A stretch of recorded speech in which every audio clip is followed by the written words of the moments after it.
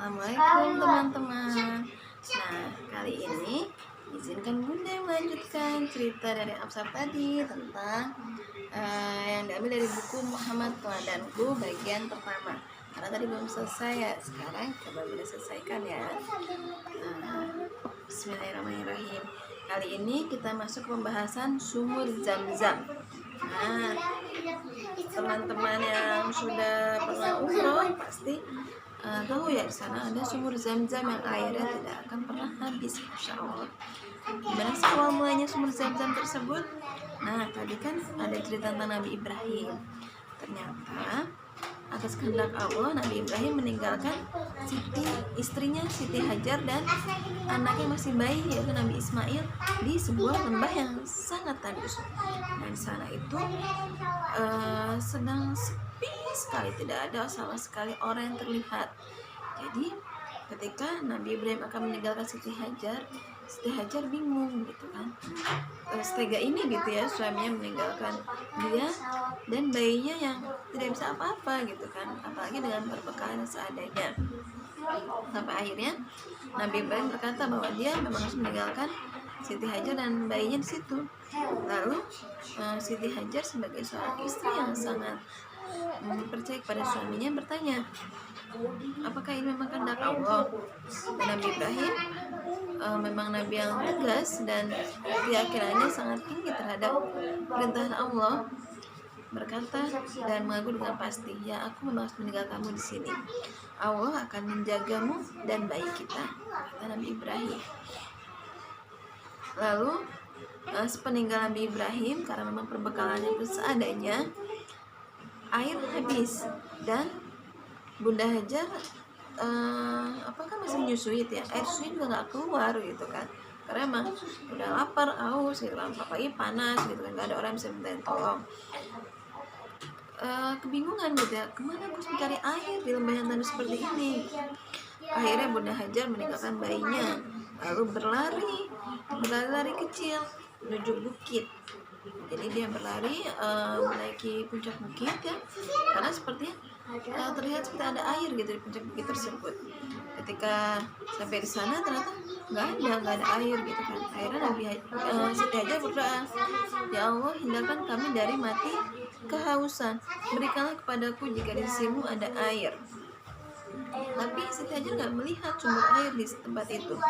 Akhirnya Siti Hajar pun dari puncak yang satu turun lagi, naik lagi ke puncak berikutnya, begitu selanjutnya, karena sepertinya di puncak sana ada air.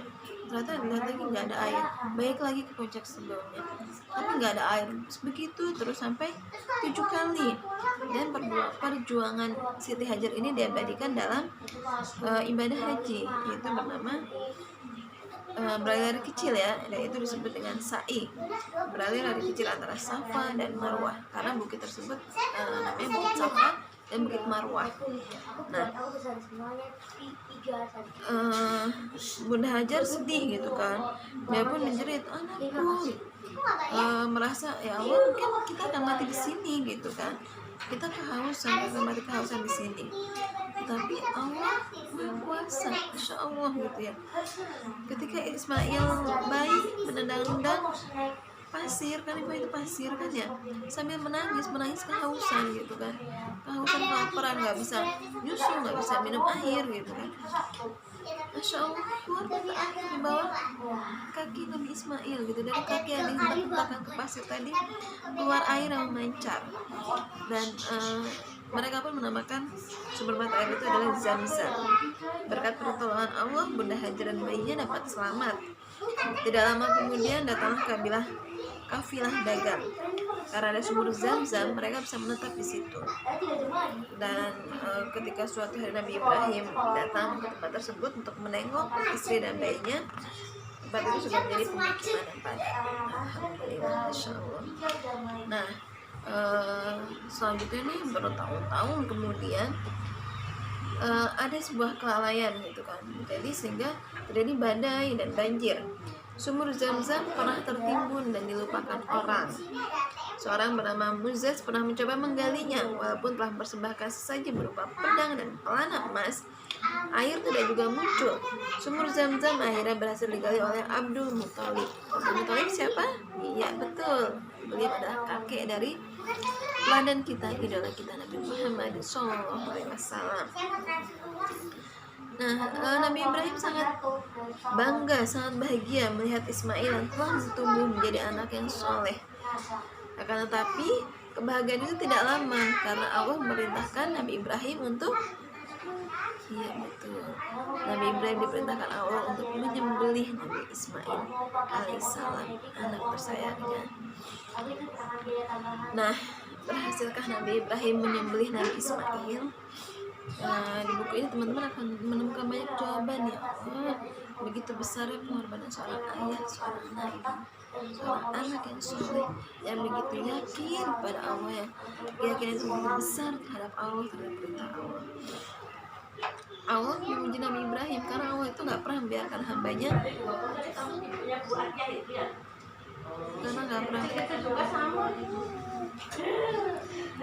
membiarkan hambanya itu mengatakan beriman kalau belum diuji.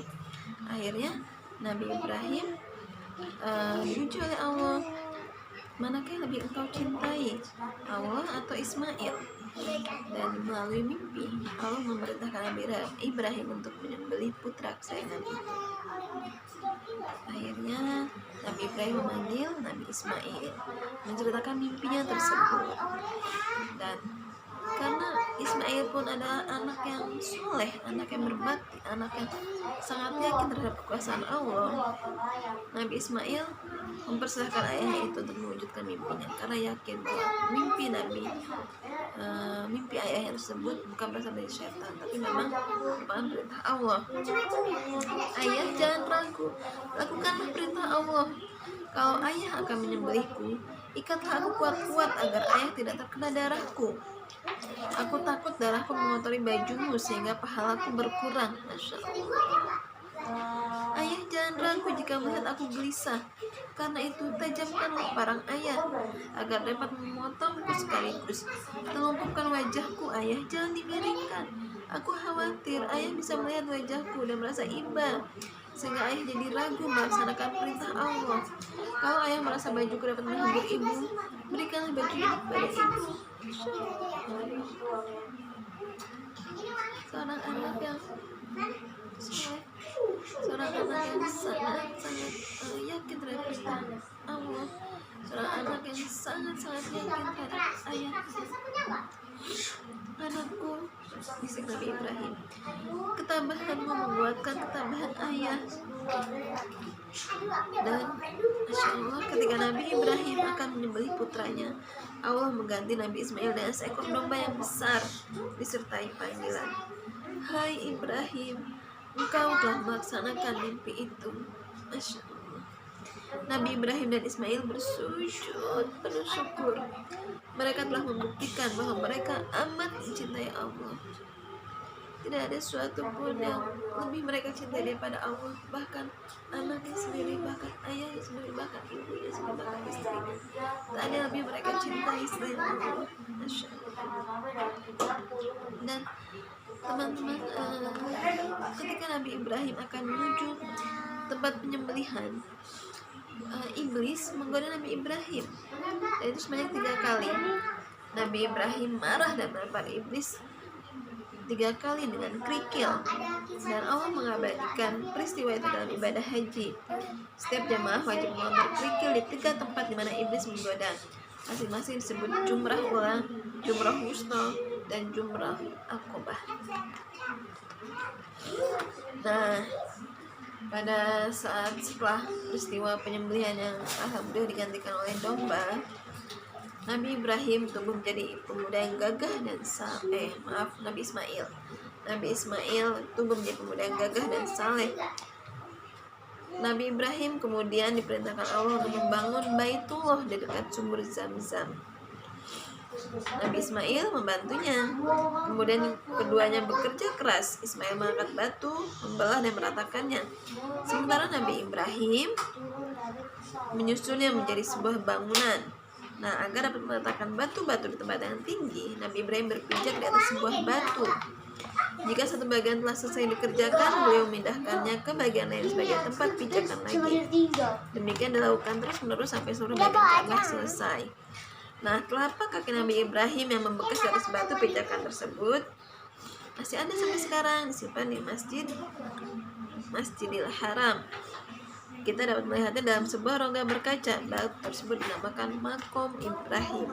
Makom bukan berarti makam ya. Jadi makom itu batu bekas pijakan Nabi Ibrahim saat membangun Ka'bah. Artinya tempat berpijak Nabi Ibrahim. Setelah menyelesaikan pembangunan Ka'bah, Nabi Ibrahim dan Ismail berdoa, "Ya Allah, terimalah apa yang telah kami kerjakan. Engkau Maha mendengar dan Maha mengetahui." Kemudian Allah memerintahkan agar tempat itu dijaga kesucian dan kebersihannya sebagai tempat beribadah, tawaf, ruku, dan sujud. Setelah itu Nabi Ibrahim kembali ke Palestina. Lalu apa yang terjadi dengan Nabi Ismail di tempat itu? Nabi Ismail tumbuh tadi kan jadi pemuda yang gagah. Nah, tapi di saat usianya sudah cukup dewasa, Bunda Hajar wafat. Nabi Ismail sangat kehilangan. Betapa tidak, dia ditinggal oleh orang yang sangat dia sayangi dan menyayanginya. Mendengar istrinya wafat, Nabi Ibrahim yang telah berusaha lanjut datang ke kota Mekah. Karena tadi kan Nabi Ibrahimnya kembali ke Palestina ya. Jadi pas mendengar Siti Hajar wafat, Nabi Ibrahim kembali ke kota Mekah. Nah, Nabi Ibrahim di sini disambut oleh menantunya, yaitu istri Nabi Ismail. "Bagaimana kehidupan kalian?" tanya Nabi Ibrahim. Lalu kata istri Nabi Ismail, "Hidup kami susah dan terlalu sederhana. Bahkan sekarang pun saya tidak dapat menyuguhkan apa-apa kepada bapak," keluh istri Nabi Ismail. Nabi Ibrahim termenung, dia pun berdiri dan pamit. Jadi nggak ketemu tuh sama Nabi Ismailnya. "Sampaikan kedatanganku kepada Ismail, katakan juga kepadanya bahwa aku ingin agar dia mengganti gerbang ini." Ketika Ismail pulang, istrinya menyampaikan pesan itu. Lalu Nabi Ismail berkata, "Itu ayahku," kata Nabi Ismail. "Pesan itu memerintahkan agar aku menceraikanmu karena kamu tidak berlapang dada menjalani hidup kita yang sederhana." Setelah melaksanakan pesan ayahnya, Ismail menikah dengan wanita yang lain. Suatu saat Nabi Ibrahim datang berkunjung. Beliau diterima oleh menantunya yang baru. "Bagaimana kehidupanmu bersama Ismail?" tanya Nabi Ibrahim. "Alhamdulillah, Ismail adalah suami yang penyayang, rajin bekerja, dan selalu membimbing saya di jalan Allah," kata istri Nabi Ismail yang baru tersebut. "Kami hidup sangat bahagia." Nabi Ibrahim tersenyum. "Sampaikan kedatanganku kepada Ismail, katakan juga kepadanya bahwa aku menyukai gerbang rumahnya." Masya Allah, bahasanya nggak secara vulgar ya, maksudnya tetap ada kata-kata yang bisitan kata yang nggak mudah gitu, nggak mudah untuk langsung dimengerti maknanya. Nah, istrinya pun menyampaikan pesan tersebut kepada Nabi Ismail ketika Nabi Ismail pulang. Lalu Nabi Ismail bilang, "Alhamdulillah, ayahku menyukaimu karena engkau adalah istri yang salihah." Senyum Nabi Ismail. Oke teman-teman, kayaknya belum selesai ceritanya, sampai sini dulu ya. Satu buku aja tuh butuh waktu yang sangat lama ternyata ya. Ya oke, nanti kita lanjutkan lagi. Tadi kan tentang masih tentang Nabi Ismail ya. Nanti kita lanjutkan lagi tentang nenek moyang Nabi Muhammad SAW. Oke, sekian dari Bunda. Assalamualaikum warahmatullahi wabarakatuh.